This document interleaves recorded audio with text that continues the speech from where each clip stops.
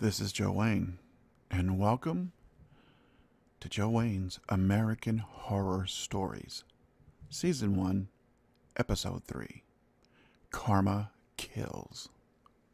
Now remember, folks, before we get this episode off and running, before we descend into the mouth of madness itself, I need to remind you, this is the third and final episode that will be loaded on the Anti-COINTELPRO Show YouTube channel, or as we family members know it, the ACP313.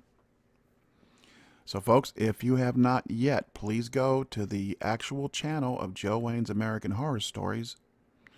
Like and subscribe. If you do in fact like the stories and would like to subscribe, please like and subscribe, and do it now.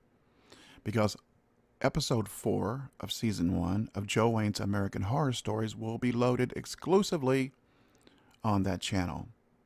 Again, if this thing is premiering live, because remember, we're a moving target, if it is actually uploaded to premiere, the links for the channel will be in the chat window. But also, if it's just loaded as a video, as a story, a standalone story, at the anticointelproshow.com or the Anti-COINTELPRO Show YouTube channel, then you guys are going to have to go ahead and check the links below in the description bar and subscribe to the new channel if you want to hear Episode 4. That will be the only place you can hear that episode and all other episodes after Episode 3. And with that being said, let's do this. Season 1, Episode 3, Karma Kills. Our story opens in 1919 Chicago, Illinois. A young man with large ambitions, but very little means to accomplish those ambitions, dreams of a day when his ship comes in, so he can sail that ship all the way to Easy Street. Chadwick Ball, and that's B-A-A-L, not B-A-L-L, rubs his hands together to retain just a little bit of heat in his nearly frostbitten hands as he is yelling with an overstrained, beaten down, and crackling voice. "Paper! Get your paper here! Paper! Get your paper here!" But news of the day seems of little import to Chad, as his family refers to him and knows him, as he plots his eventual takeover of the world. One day he tells himself over and over and over again in his own head, "One day I will rule all of you that look down on me as if I am the shit under your feet to be discarded." Chad is in mid-ramble as a man appears as if out of thin air. Chad is startled as he questions the pale man in a beautiful black suit with a silk red pocket square. "Hey, mister, where'd you come from?" The pale man answers. "The question you should ask yourself, Chad, is where am I going? And what am I willing to do to get there?" Chad is taken aback by the stranger's apparent knowledge of his name, but does not verbalize his uneasy feelings. Instead, Chad answers without a moment's hesitation, "Anything!" The man smiles crookedly and replies, "Then let us begin. But first, could you sign this pledge of allegiance?" And without ever reading even the opening sentence, Chad quickly signs the pledge, which is, in fact, a contract. Immediately, as if somebody waved a magic M-A-G-I-K wand, things start to go Chad's way as he is promoted from paperboy to reporter, then from reporter to copywriter, and then, within 3 years, as editor-in-chief of that same newspaper that he was freezing on the corner, frostbitten, trying to sell for mere peanuts.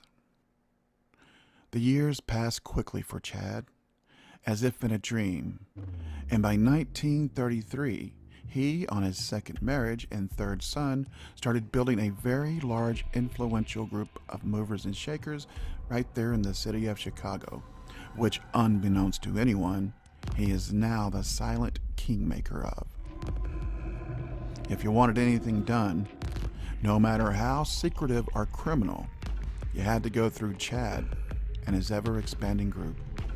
By 1966, this group had amassed so much power and influence, it was now international in scope, and employed kings and global corporate heads that now run the world.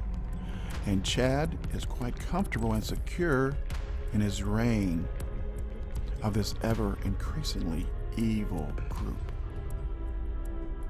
Chad's group, that quietly brands themselves Ball's Billionaire Club, and remember, that's 2 A's, not 2 L's, are the BBC for short, and it's now turning 100 years old.